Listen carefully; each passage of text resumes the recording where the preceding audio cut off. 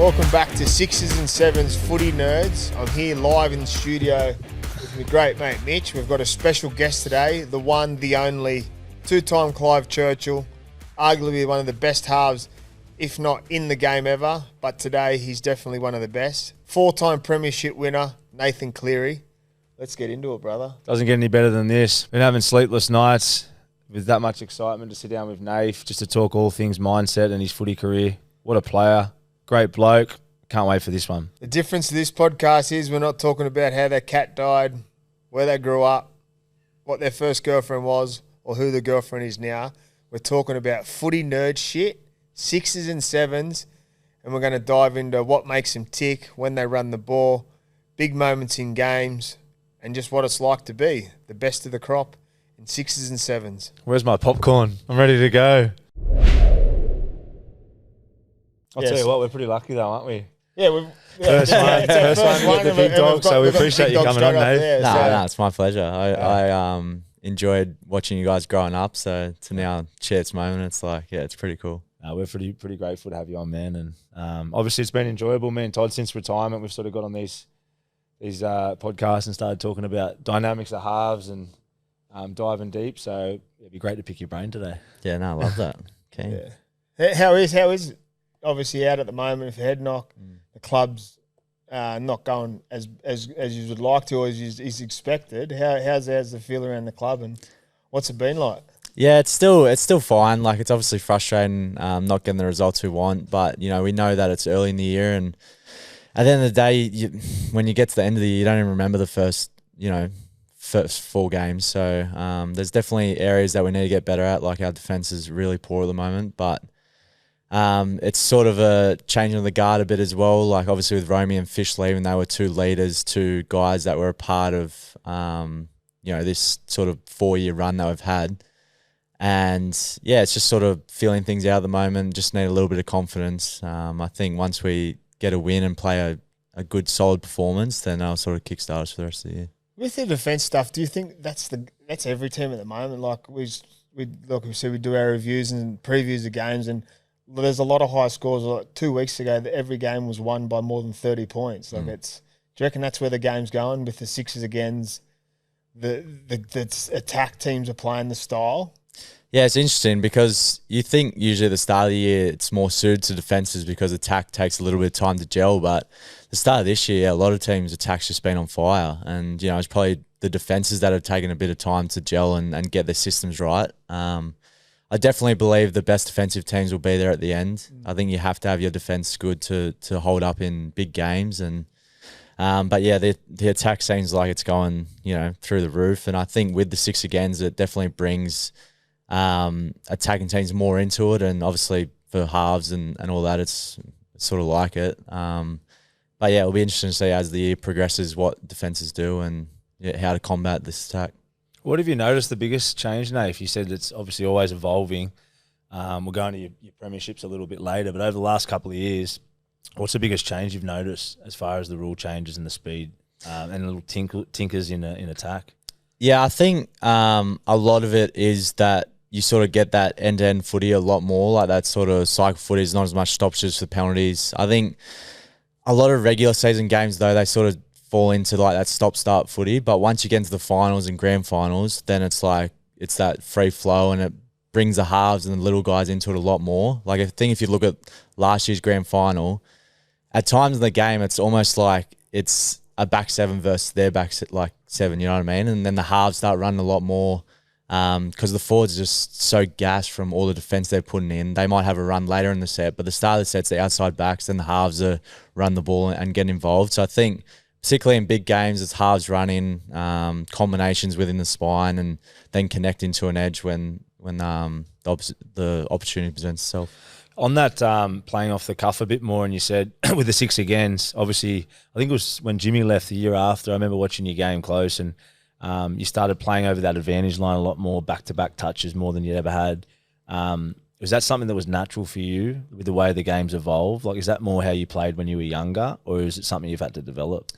No, it definitely felt natural to me. I think naturally I always wanted to be a halfback and have my hands on the ball. I think I just get a better feel for the game when I'm touching the ball more and just get a better look at the defense and what's happening and sort of get into a bit more of a rhythm. And it was probably a bit of a hard thing for me and Jimmy to balance. Like at the stage he was at in his career, like he was so good on the ball as well. We were sort of trying to split it and probably didn't form the best combination at times. I think he helped me out a lot with my mentality. And I think I wouldn't be the player I am today if I didn't have him there to learn off and all that. But I think we definitely could have gelled a bit better looking back on it now. And then once Romy came in, we already sort of had an established combination from the early days. And he was sort of like a second fullback, I guess. He was just so good on his feet and brought that X factor. And my sort of role was to get him into space. And that sort of felt natural to me, playing on the ball and seeing those things and just creating space for others, really.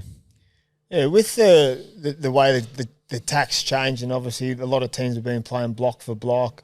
For a few years, everyone was trying to play like Yowie at 13. What's his influence for you more so, but to the whole team? Like obviously when you're out, he takes more of control. When you're back, he lets you sort of do what it is. But what's the influence like for him? And I guess for clubs that are always trying to make their 13s play like, it's not that easy, is it? Nah, it's not. It's not. I think he's just got such a good read on the game. Like, it's unbelievable that he plays 80 minutes in the middle, but he's still so, like, attentive to what's going on. It's like having another half out there. It's almost like sometimes it's like two halfbacks and two fullbacks, the way we were playing, like particularly with Romy and Dill. I think Romy last year took that step up to being like another half, especially when I was out for long periods of time. But having Yoey out there, he's just, he knows what's going on. He knows his game plan really well. I can sort of tell him something and then he'll direct the forwards and then I can start looking at connecting to him and connecting the edge to the middle. So it's sort of one less thing to worry about. And he's honestly a freak. It's definitely a lot harder doing it than like what, as you said, a lot of teams probably see it and think that's the easy thing to do. But for him to just stay in the game and like constantly in tune with me when he's tired and making all those tackles, it's pretty unbelievable.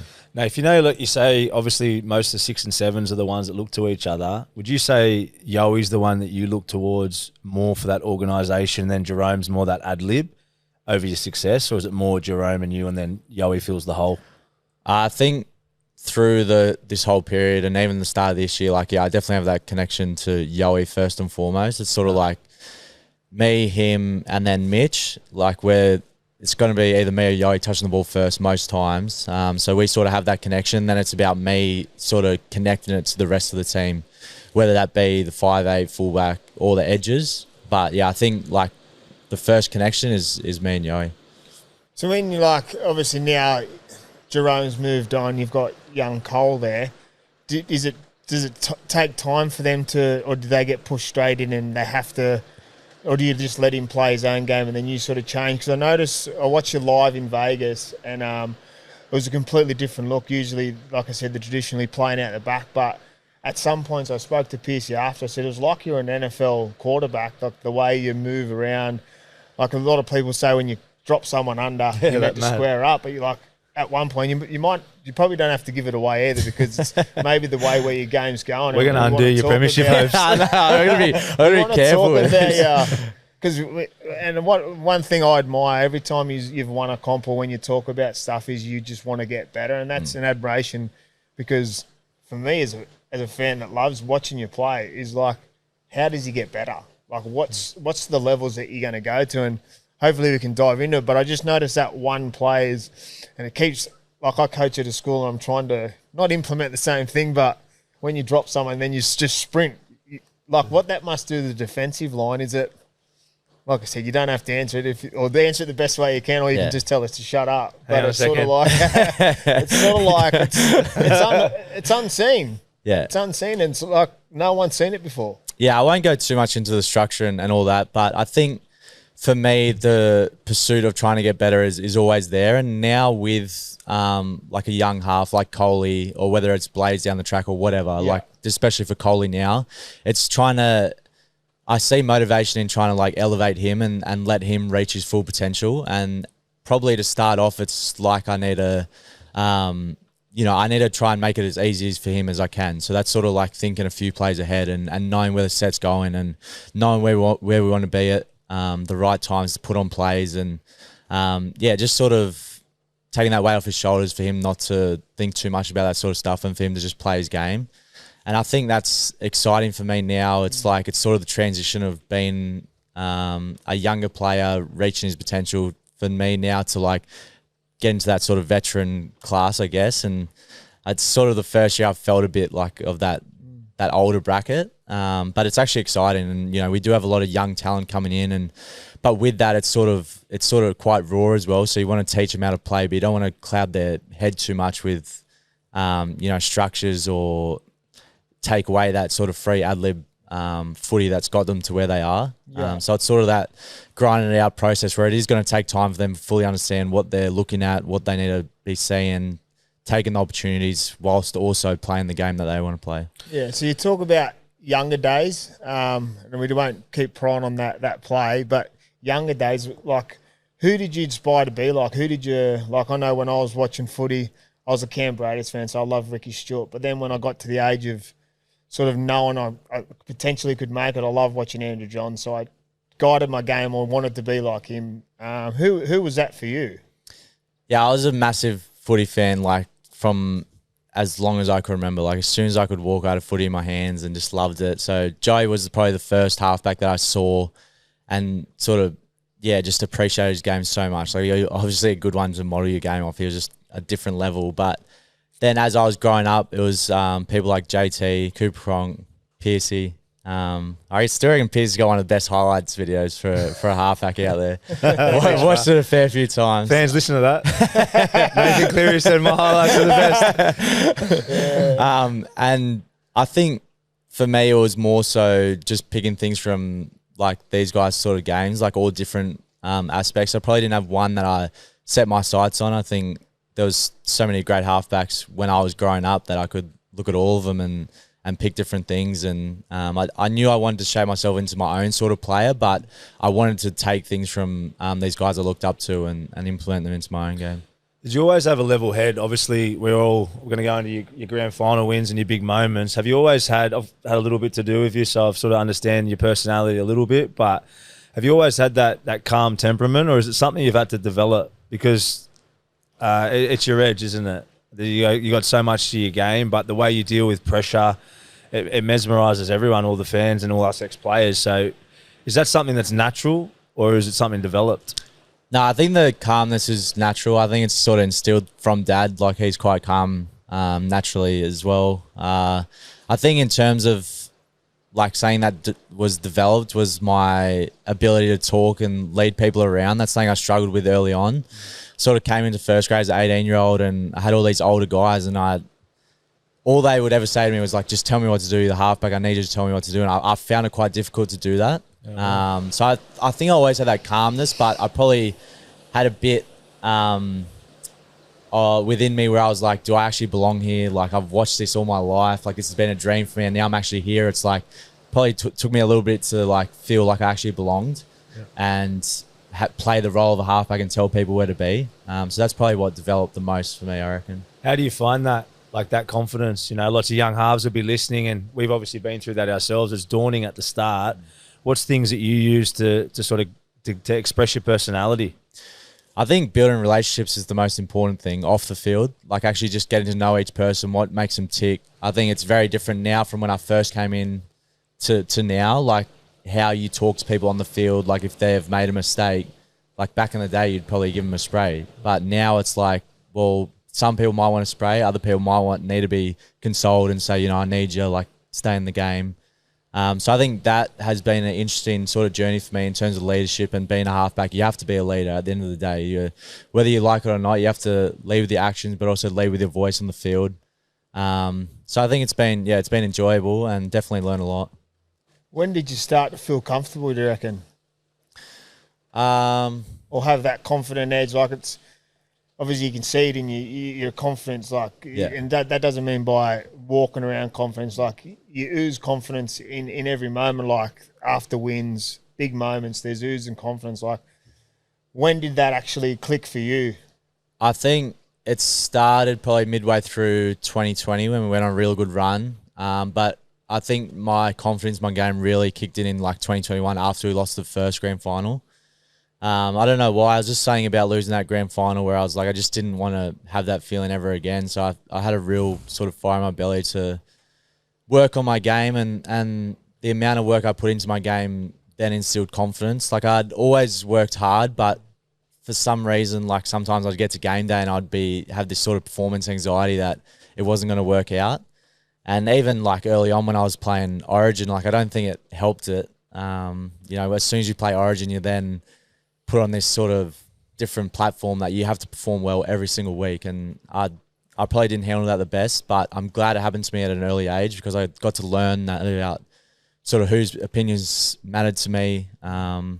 And then, 2021, I felt really comfortable with my game and where I was going. And, sort of that's when I felt most confident. Everyone talks that you're the first in, last out at training, and obviously that's something you've developed over time, but talking to a younger half, like for him to want to be like you or to be the best, what do they have to do? Because like I said, I work at a school and I talk to kids about kicking, you've got to do this, you've got to do that. But how much time goes in to be like you as a kid, do you think, or to get to your level? Like, and every kid sits at home, and I'm sure there's kids watching TV now, they want to be Nathan Cleary.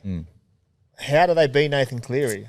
Yeah, I think it is that it's the physical reps and the extras and all that. Like what you're told from a young age, you have to put it in. I definitely wouldn't be where I am today without that. I think I was given a talent, but I was definitely not the most talented. Yeah. And to actually get the most out of your talent, you've got to work hard. You've got to, otherwise it's just there, and you might play first grade, but you're not going to get to where you want to. And I sort of worked that out from a young age that once I started playing NRL, to be content at the end of my career was going to be, all right, have I got the most out of my career? Like, I don't want to have any regrets. Have I maximized my talent as much as I can? The only way to do that was by working hard and working on my game. And, I think it was I think early on, it's sort of hard because you can tell a kid, all right, you got to do the extras, but they've got to actually want to do it. Like, you got to have a love for the game to be able to, put the hours in. And I genuinely had that. Like, I just loved rugby league. It's been my passion since I was, as I said, a little boy. And I didn't find it a chore for me. Like, I found it fun to keep kicking the ball and study, the game. And I still do, which is something that I really enjoy. Like, I'll watch pretty much every game. And, I think now it's sort of that transition period, as I was saying, where I'm a bit of an older guy, where now it's like I probably can't put in as many physical reps. Yeah.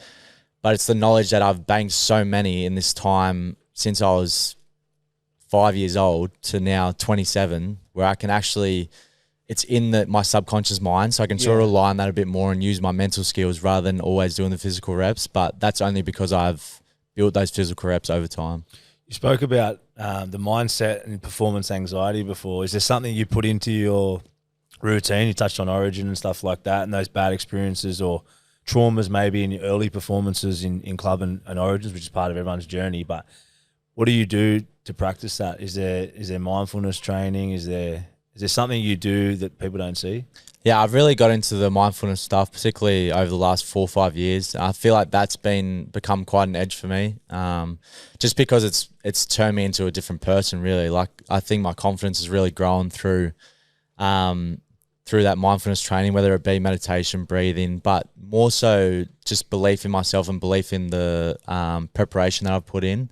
Like, I'm a big believer that preparation, it gives you confidence on game day, and I've just sort of, anytime I've felt like doubt start to creep in, I've just had to reassure myself that, I've done all the work, I've ticked every box, and at the end of the day, game day should be the funnest day of the week. And early in my career, sometimes it wasn't because of that performance anxiety. So I think, just that reassurance that, if you get your preparation right and you leave yourself with no regrets through the week, then you get to game day and it's like, all right, I've done everything I can. Now let's just play. Let's be free. Just go after it. Don't overthink it. Things might not always go your way, but that's the game of rugby league. That's why we love it. You don't know what's going to happen. So I think just that sort of mindset flip that I'm not going to be perfect, but I've done the work that's put me in the best position to play the best I can. So the doubt, you just said doubts. obviously you're still human, but your win percentage and everything you've achieved, like you still get doubts? Oh, 100%. There's always doubts that creep in. I think I've just become a lot better at flipping those doubts quicker and sort of that, as I was saying, that reassurance that, all right, I've done the work. Like it's sort of that self-talk, like constant just feedback loop within your own mind. Like I still get doubts in a game. If you have a mistake, like it's easy to just fall into that, oh, you're an idiot, like you're shit, you know? But then it's like quickly, all right, what can I do next to get back in the game? And I just got better at that, I reckon. It's so powerful to hear, isn't it, Toddy? Like, and that would be such a good listen for all young kids or anyone. Just hear Nathan Cleary talking about self-doubt within performance, that it doesn't shy away from anyone. I think it used to frustrate me that I would still get doubts because I'm like, I feel like I've done all the work and I'm doing all this mindfulness training, but I've sort of realized that I don't think you can ever fully eliminate those doubts, but you can work really hard to be able to flip them quickly to a positive thought or a reassuring thought. And how do you do that in a quick period of time? I think it's just that self-talk and the reassurance that I've done the work. Like I'll constantly tell myself, you've done the work, just relax, just play a game, and if mistakes happen, it's a game of footy. Like they're going to happen, but it's about how you bounce back from that and the next action after it. With your knack and goal kicking, obviously it's one of the biggest attributes you've got. What is it for young kids that listen? Like, is it through repetition or is it through, like everyone kicks different, like how Mazra used to swing the ball, Halligan teaches to kick straight. What's your thoughts on it, and how is it just, what's your little go-to of kicking for kids that listen or people that listen to that? What's your reps through the week? How many times do you kick? What's your process you go through?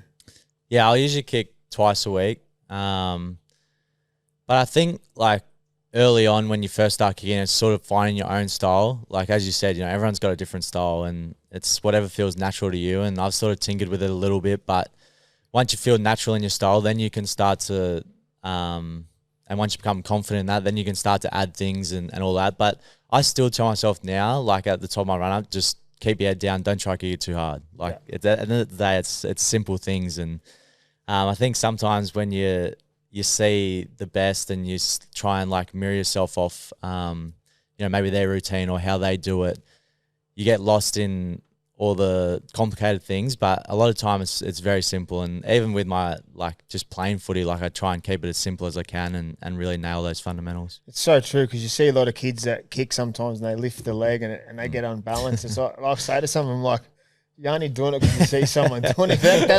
If that doesn't suit you, don't do it. If you can't stand on one leg, how are you going to stand on one leg? It's part of being a kid, though, I guess. Well, it is, yeah. And then, I know when I was kicking, people used to say, "What do you say?" And mine was right post, right post. Yeah. And they were waiting when I used to say right post. They go, "What's that?" That's what worked for me. That's all I had to say. Focus on the right post, and it may go over. Yeah. So it's a good point that people obviously sometimes think there could be these magical words you're saying to yourself, and that's why the ball goes over. But as you said, head down, don't kick the ball too hard. So it's and then you become confident that with the repetition and sort of knowing the way you're going to kick the ball. Like I think that's what instills the confidence as well once you come to game day and put yourself in the pressure situations that, again, you've done the work and the preparations there. Yeah, in Origin, obviously, Piercy wants to touch this more in Origin because I've only played 3 years. I've played way many more, but I guess the rest around and it's definitely not from players, but there's always speculation that Origin Arena hasn't been yours. What's the word? Where you've dominated Origin, which is a load of shit. You've won 3 of them. Like it's which is a load of crap. Where is there doubt there, or is that just speculation all the time that you reckon people bring it up?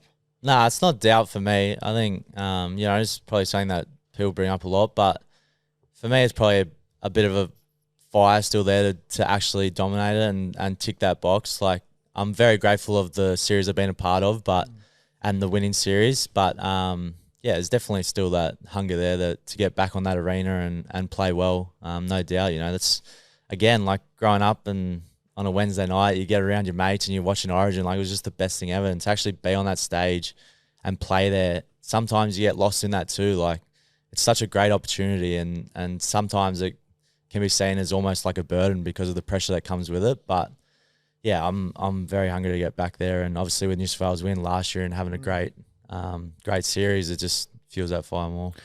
The grand finals, Nath, obviously 1, 2, 3, 4, 5. It's actually hard to even get your head around it as a half. I played in 2, 1, lost 1, and I'm happy with that. Yeah. To play 5 grand finals in a row, like I was only talking to Toddy before and we were chatting about the podcast, and do they get better each one, or is there one that stands out more than the other, or how is it? Is it like when you lose your virginity, the first one's always the best? Like, how's it work? Yeah, I don't know. It's so hard to separate them because they've all been quite different. Like the first one was unbelievable. But it felt like a relief because we'd lost the grand final the year before. It's like if you lose 2 grand finals in a row, like what would that have been like? And I was only talking about this to Dad yesterday because the game was on TV, the 2021 grand final against South, and it was like we could have so easily lost that game, and it's like what would have happened from there? Like I think it's pretty hard to come, a bit. Like it is, and but that's even like the Broncos grand final as well. Like we could have easily lost that one. So it's like all these moments just like come together, and just honestly so happy that it's panned out the way it has, but I probably haven't reflected too much on them either. Like it's like you just sort of on this train and you just keep moving forward and you just want to keep piling them up, I guess, and keep ticking off things and getting better and that constant pursuit of improvement. But sometimes you give yourself a little period where it's like, oh, it's pretty mad what's happened. Like I was like you, if I was at the start of my career, you told me I'd win 1 comp, I'd be like happy. Like I'd be happy to retire. Yeah. Then you win 1 and it's like, all right, it's just an addictive feeling, and because we'd lost 1 as well, it's like just don't want to have that feeling again. Yep. So it sort of becomes this momentum of rolling and that constant drive to get back there and achieve success. You spoke about like repeat performance before we go back to the Broncos grand final, but what's your sort of, how do you focus on one day at a time, 1 week at a time, 1 year at a time, 1 grand final at a time? Like it's from an ex-player, I struggle with that. And I'm sure Toddy, like we're known to be pretty erratic, but having consistency mentality after year. We were erratic. We'd be immortals now. Yeah, it was then. Look at you now, you're your own podcast though. Yeah. That's it, yeah. But like, obviously everyone's in awe of what you and the team do back to back. How do you bring it back to 1 step at a time? I think that mindfulness definitely helps. Like I think just having a really narrow focus just on each day and knowing that each day culminates together little wins will result in success. And I think that's what's worked for me. It's worked for the team. I think through this period of our success, like the best thing we've been able to do is come in each day with an intention of getting better. And that's been like within the whole group and everyone's bought into that. It's sort of the culture that we've driven, but it's also been a fun environment to do that as well. I think that's so important, like making things fun, but also like at the end of the day, winning is fun. So you need to do those things that once you get on the field, you're locked in, but off the field, you're building those relationships, you're having a good time, and you're making an enjoyable place to work. And yeah, I've definitely had that narrow mindset of each day, where can I get better? It might just be, celebrating little wins and just stacking those on top of each other, and they end up, I think the grand finals and success is a byproduct of those little things that you do each day. That Broncos game, this is what we want to hear. So was it 20 minutes to go, you guys were down, and then obviously that masterclass you put on. Can you take us into a bit of your mindset? Obviously, Jack Cogger went to 7. You had to adjust your role. We speak a lot around the dynamics of halves and on-ball half, off-ball half. You did it all in that game. Can you give us some insight on your mentality in the whole game, or especially that last 20 minutes? Yeah, it's still pretty crazy to think about. Like, it still feels like a dream. Like it feels like an out-of-body experience. Like, it's pretty weird. But to be honest, I think the 2020 grand final, I wouldn't have performed the way I did in that Broncos game without the 2020 grand final. So as much as that hurt at the time losing, and I definitely didn't play the game I wanted to, there was a moment in the game where I threw an intercept against the Storm, and it took me a good 30, 40 minutes to get over it. Like, I was just so stuck in my mind. I was playing within myself. I didn't want to make another mistake. I was just sort of in that flight mode. I was letting the game just go by. And it wasn't until like the last 10, 15 minutes of that game that I actually started to play and play all right and felt in the game. And by then it was too late. So got to the 2023 grand final, come out after half time, just got blown away. I was having a shocker. I pretty much had a part of all 3 tries that Ezra scored. And I just remember thinking to myself, I was like, just F it, like just go after it. It's pretty much a free shot now. I didn't want to have that regret that I did after the 2020 grand final, where I was like, it wasn't the fact that I threw the intercept. It was the fact of the way I reacted to it and let it affect the rest of the game. Like 80 minutes is such a long time, 40 minutes is a long time, 20 minutes is a long time in footy. And I sort of had that mindset. I was like, I knew that our team was going to keep fighting. Like that's just something that we had instilled in us. We'd shown it throughout the year. I knew we weren't going to roll over and just quit. So I knew the players were going to, roll off momentum if we could get it. And then I was sort of like, all right, let's go after it, see what happens.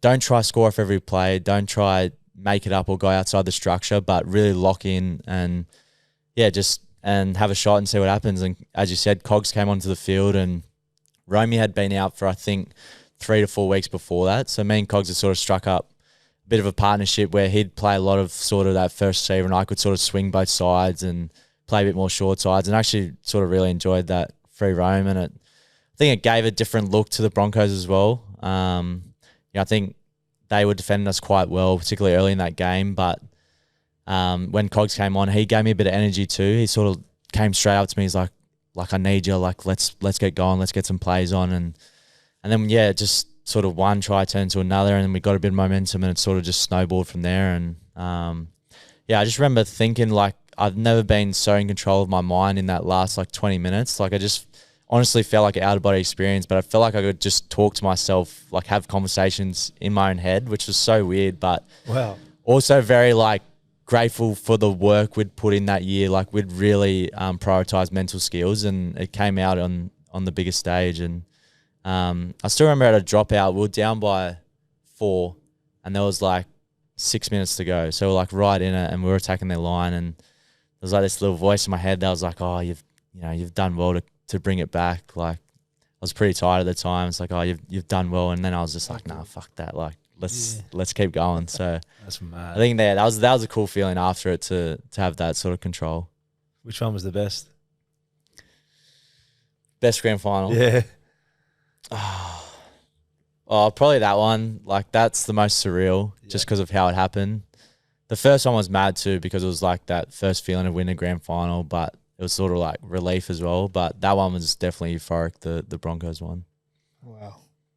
When you say play within yourself, can you sort of explain what that means? Because we're not critical of younger halves, but we talk about young halves and their progress through the younger ages. They're always playing what they see when they get to the NRL, the debut, they play within themselves. Can you explain what that means for the people listening, and when you play within yourself, or what's it mean when you come out of that? What do you change? What happens differently? Yeah, well, I'd sort of describe that playing within yourself as the flight mode where you're there but you're not. You're running plays but you're doing it at the lowest risk possible. And I think as a half, you have to be prepared to take risks. You're never going to get to the next level if you're not prepared to take risks. And the best halves always did. I think part of taking a risk and being courageous is playing what you see and actually backing yourself. I think as soon as you get in the mind of you're second guessing or you're hesitant, things will just go wrong. And that's probably what I felt like. I was just sort of on the field, I was moving around, but I wasn't doing anything that was actually threatening the defense. I was just doing things that were protecting myself from making another mistake. And then when you come out of that, it's you're playing without any fear. You're not even thinking about making a mistake. You're just literally so present in what's happening. And it's actually really not, it's such a great feeling. It's quite hard to attain. It doesn't always happen for me, still now. But once you get into that sort of that mode, I think, it's sort of known as that flow state where you're just doing things without even thinking about it. It's it's pretty mad. We talk a lot on here about long game and short game in the mentality of a halfback. You've obviously, the way I sort of saw you as a younger guy was more of a long game mentality, if I'm right. Yeah. And then you developed the short game. How much work goes into that and study of the game to learn that, or did that just happen naturally? I think a lot of study, but also I think it came with sort of the confidence as well. I think from a young age, Dad had instilled in me that like all the effort areas. And I think they're actually like, I'm so glad for that now. Like I definitely wasn't a great ball player or anything like that growing up, but I worked hard. Like I'd tackle well. I'd be a good teammate. I'd jump on a loose ball if it was there. And I think those things have sort of stuck with me, and they're so important once you get into first grade, like especially as a young half, like you really need those, and it's how you gain the respect of your teammates, particularly older guys. Like if you're defending well and, you're tough, then it just sets you up well. And I was like that at the start, like I was quite vanilla, I guess, as a halfback. But then, as you sort of watch the game and you see sort of things that are working or what different halves are doing, or you might at training try something different. And it's like just little subtleties, I reckon, and having the confidence to do that. And I think now as I've gotten older, like I watch a lot more vision of myself at training or in a game, and just seeing if I do different things, like how it sort of dictates the defense, or what they do differently if I do something different, or if I show in and hold it a little bit longer, what their shoulders are doing, just little things like that. And then having the confidence to actually do that in game scenarios. Yeah, like the mindset in the first 10 minutes. What's your process of the first 10 minutes of a game? Yeah, I try not to break it down too much. Like I still want to stay quite present in what I'm doing, and if an opportunity presents itself, then I want to be able to take it. But it's more so just getting into a rhythm, I reckon. And I think the role of a halfback is sort of you're responsible for your team's rhythm, and I sort of take that responsibility. I think between me and Yoey, like we definitely take responsibility of that to control the rhythm of the game and where we're finishing our sets, and then building off that and seeing how the defense is defending.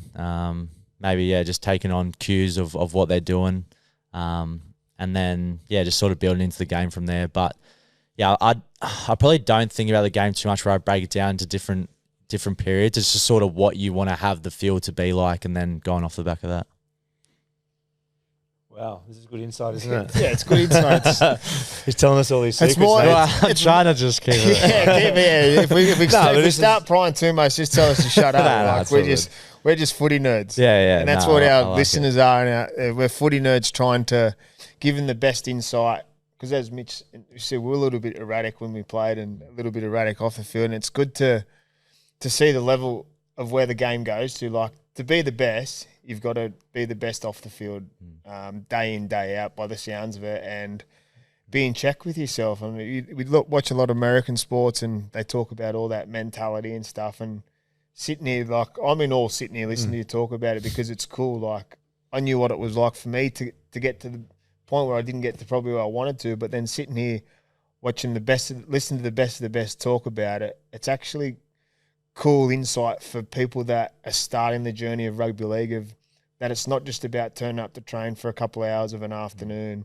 You got to watch footy, you got to love it. And do you feel like that's where you learn the best now? You spoke about you watch your own self train, and like different cues, like you've got to be interested in why the ball bounces the other way, or why it does this. Is that right? Yeah, for sure. I've always found an interest in that, and I think as I've gotten older, it's become more of an interest, like what little things can do to the defense, or just what like ways you can kick the ball and all that. And I think it's still a love for me, and I think like it's almost like the love now and the passion is like that constant pursuit of trying to get better, and where can I find ways to get better, and how can I elevate my teammates, and I think that's such a great thing about playing in a team sport as well, is like you're actually sharing it with your mates. Like these shared experiences are things that you'll talk about till the day you die. Like I'm so grateful that I've had these experiences with a lot of these guys now, success, but also like the downfalls as well. Like I think it's such a great thing, and rugby league's just the best game ever for that. You just really build that camaraderie, and you see each other sort of grow, and just the ability to be able to lift someone up and elevate their game and let them reach, their potential is something that I just really enjoy. You spoke about leadership. What sort of leader are you? Obviously, you're a halfback and you're an organizer, but are you a loud leader? Are you a vocal in video sessions, or are you more revert? Like in video, I'll talk a fair bit, just because it's mainly talking about how you want to play and all that. But I think me and Yoey have struck up like quite a good partnership with a co-captaincy of like times to talk. Like he articulates things really well. And And yeah, like I don't think it came naturally to me. Like I'm definitely still learning how to be a good leader. And I've just been very lucky. I've been surrounded by so many good ones, and we sort of all came through together in this Penrith system. People like James Fisher-Harris, Yowie, Dylan Edwards, Romy, Stephen Crichton. Like there's so many guys now that have left our club and become captains at other clubs. Yeah. It's like we actually, we've been so blessed through this period to have just leaders around us and sort of instigating that leadership to come from the bottom as well, and allowing people to feel comfortable to have a voice and talk. And I'm big on that. Like I think you want everyone to feel safe in the environment to speak up when they need to, but also having the courage to keep people accountable. Like that's something that I struggled with definitely. Like I found it hard to have those tough conversations, and luckily I haven't had to have too many because our culture's been so strong. But it's something that I'm constantly working at, and I would say I'm probably a bit of a quieter leader. Like I'm naturally introverted, but I think in the group I feel quite comfortable to speak my mind and try and help them out. Whatever you're doing is working. When you say culture, like it seems like it's everything at Penrith. Like watching from I watched the Undisputed doco. It's so cool. Obviously, it's driven by your dad. Does he drive that culture from the start, and then everything he filters down just goes through, and everyone runs off that, or is it the leadership group, or is it yourself, or where's that come from? Culture. Yeah, I think that's Dad. Like I have to give him a massive rap for that. That's sort of been his vision, is creating a culture that essentially drives success. And he always talks about his vision was to be a source of community pride. And with that Penrith community out there, they just love footy so much. So making them proud of the team, and it's a great feeling. But I think, he's sort of he just overlooks everything. Essentially, he's not so much. I think people can think of a head coach like they're the ones doing the X's and O's and doing all that sort of stuff, which he might help out with here and there. But we have great attacking and defensive assistant coaches that do a lot of that. And he's sort of, just like the overlooker of essentially the culture and is it aligning each day. And then for the leaders, it's sort of like we're the bridge between the players and the coaches, which I think that's such an important relationship. Obviously, I'm quite lucky. I have the coach is someone that I trust with my life. Yeah. He gave me life. So I think that definitely helps. But it's like he treats all the boys as his sons, which is a cool thing to be a part of. And it's sort of that bridge between the players and coaches. I think in some clubs where there's a poor culture, I reckon that would be a main downfall. The last thing you want is a rift between the players and the coaches. It's just never going to end well. Yeah. It's never awkward having your dad as a coach. Obviously, I put myself in your shoes. If my dad was the coach, how would that dynamics be? Was it just smooth from the start? Nah, it was pretty awkward at the start. It was just a bit weird. I don't know. I just thought it would be a smooth transition, but it was 2019. We had a really bad start to the year as well. So the pressure was just piling on, and he had a pretty ugly exit from the Tigers too. So it was pretty tough for periods there. But I think that brought our relationship closer together and essentially made it stronger. And I think just the group that I'm in as well have made it so much easier. They never really make it awkward. I think the most awkward thing for me is if I have to yell out to him, I don't know whether to say Dad or call him Ivan. I sort of tend to call him Ivan a bit more. Hey, it's Ivan today. But as you I have said, rules or not? Nah, I think now it's I sort of refer to him as Ivan more. If I'm talking about it with the boys, but I don't know. It's we have a bit of a laugh about it sometimes. And as I said, he treats the boys like they're his sons as well. So it's not too weird. I'll ask you guys a question. Where do you see the game in terms of that balance of the structure and the ad lib at the moment? We're pretty vocal on the show, obviously. Me and Todd go back to our combination a lot. In 2010, we've obviously been great mates since then, but it was probably one of my favourite players to play with just because of the dynamics that we played with. So we speak a lot about dynamics of an on-ball half and then a running six, and we're sort of pretty critical of this left and right type of style, especially that's getting flooded through the juniors. But I see, I still think that dynamics is out of whack with a lot of teams, and the recruitment's obviously such a big thing, isn't it? Having that dynamics is the difference between good attack and bad attack, really, isn't it? Yeah. we speak a lot about the changes to the rules as well. Obviously, with the 6 again, it does create, I think, players having to play off the cuff a lot more, and I only got a back end of a little bit of it, but yeah, I think it's definitely evolving. I think the setup plays when I first came in, where it was very much structured and robotic. Back end of my career, when everyone got a little bit quicker and faster, I noticed, you had to start to evolve to that. It was a big change for me. Yeah, I think you touched on it when you spoke about early days with Jimmy and yourself. Like, you were both sort of where Jimmy was in his stage in his career. He wanted to have the ball in his hands more, and that probably wasn't helping your game. Where I think if they've got an understanding of who the leader is and who's second fiddle. And when I got to the Roosters, I played fullback for the start, so I knew I was going to be second fiddle in the halves whenever I got the opportunity. So I learnt to play fullback, moved to the halves with Piercy, and it was like, well, I just want to play like a fullback again. Yeah. I'll defend in the front line, and wherever you go, I'll just find a spot to play at the back. And I think a lot of teams now are still struggling with that. There's an on-ball half sometimes, but then there's two very similar players. And I look at the Broncos at the moment, they're struggling with the challenge of two halves wanting the ball because they're playing left and right, and Reece Walsh is trying to find where he fits in that. So I think that's sort of a lot different now, is that teams are just got very similar players. The setup play is starting to go away. I reckon teams, they usually set up and have a shot, but now it's playing on the back of momentum instead of setting it up and then we'll have a crack. It's a golden egg to be able to get the perfect combination, though, isn't it? Like, you and Jerome, Sterlo, Brett Kenny, me and Todd Carney. But you look at all the great grand finals, Alfie Langer and Kevy Walters.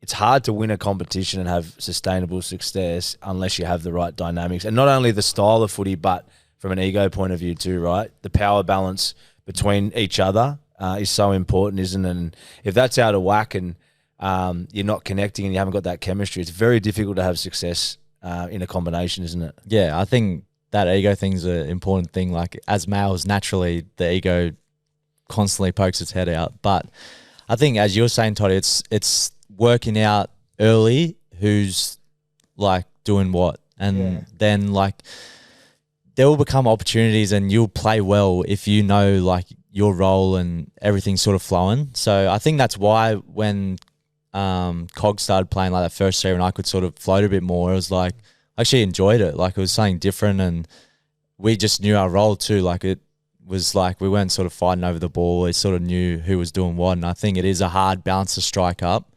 But I think it comes from repetition and, like, working with each other and working out, like, sort of that balance of who's doing what and when. And I think I like what you say about how you just wanted to follow Piercy around. Like, I think that's such a great thing to have. And I think that's something that's I think it's coming into the game a little bit more, but I think it could happen more often. And I think, just going on a bit of a ramble here, but, like, going to, like, the juniors as well, like, I think that the juniors, particularly, like, under 12s, 13s, 14s, like, it's way too focused on winning rather than actually, like, developing. Which brings in that fear of an error and everything. Well, it is. And then, like, they're playing, like, I'll just use my little brother as an example. He was, like, in under 12s or 13s, and they're running, like, structures of, like, what an NRL team would do, like double leads and all this. I'm like, it's pointless. So, to a question for that. So, you spoke about their coaching structure. If you were coaching a side and they were young kids, would you talk more around principles and triggers? Yeah, 100%. As opposed to set plays? For the listeners listening, we spoke about it a bit. A block for a block as opposed to a trigger. Like, the winger's tight, let's move the ball. Yeah. 8 defenders are wide, let's play through them. Is that how you would coach? Yeah, absolutely. I don't like... Sometimes the block for block is talked about in a negative light. Like, I think in the NRL, like, you need it to break down great defenses and all that. But in the juniors, you don't need that. Like, I reckon you'd be teaching them how to count numbers, short sides, drills. You just be doing 2-on-1s, 3-on-2s. Like, if you get really good at that, it's going to help you as you get older. And then instilling, like, obviously basic things with defense, which is super important. But I think more of an emphasis on actually, like, encouraging that eyes up footy. Like, when you'd go down a short side, if there's one down there and you've got 2, or things like that. Yeah, like tight defenses, being able to actually identify that rather than going, all right, we're going to go 3 to a point to come back with a double lead shape, even though they've got one on the short side. You're not even seeing that because you're setting up for this like set piece. I think, yeah, that's something that sort of frustrates me about like juniors. Like I don't think that's the way to go, but it's understandable, I guess, in some regard because coaches are so focused on winning down there rather than actually developing players to become NRL players. So that should be the badge of honour for a junior coach if they're creating NRL players, I reckon. You talk about different skill sets, running game. Me and Toddy talk about it a lot when we watch young halves, and it was when, periods of our career when you go in and you're not running the ball as much, a coach would say, "I'll run the ball." And you're doing it at the wrong time. You're forcing it. Start doing hit-ups.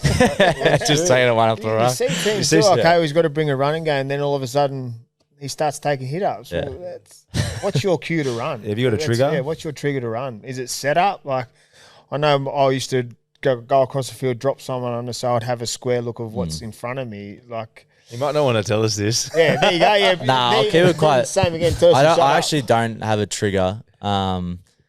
I do like to have the emphasis of like my run being a threat first, I guess, but that's sort of just like first 3 steps over the advantage line, so then you can pass anyway. But I think that it's just basically like having shape around you. That's a trigger for me. Like you just don't want to be taking it one off the ruck and having hit up. Like you want to have some sort of deception to be able to run the ball, and that way it's like, this is why I don't mind saying it, because like it gives you any option. Like you can dummy, you can pass, you've still got shape, so it puts the defense in 2 minds. One thing that I liked about you guys when you guys played was your ability to push into space and like hit holes. I love that as a half. I actually wish I could do it more often and see it more often. But Jimmy was good at that, wasn't he? Yeah, Jimmy was very good at that. Like you two and Jimmy were probably like the best at it. And you have to have courage to do it as well, because you don't know if you're getting jammed from the outside. But that's I admire that. Thanks, bro. We spoke about that grand final when Cogger come on, how did your game change by looking at it? Because obviously when you moved to second fiddle, I know that when I tried to play half, I wanted to be in every play and try and set up for something. But when I was at fullback or 5'8", I said to Pierce, I'd just follow him, and I didn't have to play the play that he was playing. I could get ready for the next play. Is that what you liked about it? You said you felt comfortable going to second receiver. Like, can you sort of explain this, what the difference between a 6 and 7 is? Because we try and explain it our best way, but it'd be good to see from a current player what's the difference between a 6 and 7. Yeah, well, like in the grand final, it felt like I was still kind of the 7 because like I was still like attached to the play and calling the plays of where we wanted to get to and what we were doing. Yeah. So it felt like I was still attached, but the main difference was I was getting a pass one wider. So it was like I was sort of the guy throwing the last pass, I guess, to create the space, rather than if you're the halfback, you're creating the space through the middle and you're usually the guy throwing the first pass to create the space on the outside. So I sort of enjoy that. Like it's a bit more like pressure situations, I guess, because you've got to pick the right option. But yeah, I just think, I don't know. It's just like you're a bit wider. You're sort of attacking the edge, and I sort of had that mentality where I just wanted to sort of follow him around, and he was like so great in that grand final, just about like squaring it up and just creating space on the outside. But yeah, I think like, I still felt like attached to being that first receiver role as well, if that makes sense. It's a big thing you said there, because when people would think about that, or people that watch, they think that the half is the one that scores the try, that sets up the try. But you said that the second receiver, or the person out the back, or the person too wide, is the guy that actually has to make the right decision. So it's an interesting one, because everyone thinks, when a half squares up and plays square, he's the setter, he's scored the try, made the try happen, where it's complete opposite. There's a lot of pressure on the second receiver. Usually it's our fullbacks now, so they've got a lot of pressure, and that's why they need to be able to ball play. Yeah, well, that's that balance as well, right? Like you need everyone sort of in sync to allow a try to happen. So if the first receiver's not doing his job and holding up the people he needs to, the second receiver's not going to get the look he wants. But at the end of the day, I think the second receiver, they're usually the better ball players and the ones that can make the right decisions under pressure. And I think it is, it's a tough role. There's a big difference though, isn't there, with the 6 and 7? A lot of people don't understand that, do they, to an extent, where there is a different specific role. Yeah, I reckon. But it's sort of like how you want them to play as well. Like you can have a 6 that's like predominantly a 7, but they can just be in that second receiver role. It's just sort of like, I just don't really like if it's sort of like that left and right. Because then you're just like, they're used to being on the ball and then they're just locked into an edge. Whereas if you have predominantly 2 7s, but they're playing a 7 and 6 together and you have them swinging together, then you can sort of intertwine like who goes first receiver, who's second receiver. Yeah. Like Sharks actually do it pretty well now with Nico and Trindle. Like they sort of have a feel of they mix it up like who's first and second receiver a lot of the time. And again, like it takes combinations and all that over time. Like it's very hard to do just say it one week, oh, we'll do this, because you need a feel for the game and how each other works. When you guys play, you're talking about sequences, you play those drop plays and then you're always coming back and everyone's just in sync. Are you the organiser of that? Obviously the team has the structure, but have you implemented all of that yourself? Nah. Or do you sort of just build on it? Yeah, it's sort of working with our attacking coach, Ben Gardner at the moment, and working out the way we want to play and sort of our style, and then building off that. Yeah, man. When you talk about your dad, away from the 80 minutes in training, like, is there time to just chill out and be the son and the dad? Yeah, like my mum's the best for that. Like, I'll go for dinner sometimes and she just controls the conversation pretty much. But she's like the best entertainer. Like, she just loves having people over, and it's really nice to sort of have that family time away from footy. Like, we'll still have conversations about it just because it's in our DNA, like over dinner, but it's never something that overtakes our life, I think, and it's really nice to have that outlet. And, I think mum's, she's just the rock of the family and keeps it all together. So, it is nice to have that too. We're going to finish with the rapid fire questions then, but we've got 2 questions I want to ask. Is advice to a younger Nathan Cleary or to the young listeners to be, you sort of touched on it before, but just advice to young up-and-coming halves. Yeah, I think for me, one thing I would probably change from the young version of myself is be prepared to make mistakes. Like, just go after it. Back yourself. It's easier said than done, but, mistakes will happen. Mistakes will make you. And then one thing I would like reinforce is working hard. Like, there's no way I'd be where I am today without working hard and putting in those reps. And the day, the preparation and reps I've put in has given me the confidence today to play the way I want to. Yeah. And one we always like to ask is, why are you so good? Give us this golden egg. Why are you so good? Probably what's your secret? I don't know. What's your secret? Yeah. I don't know.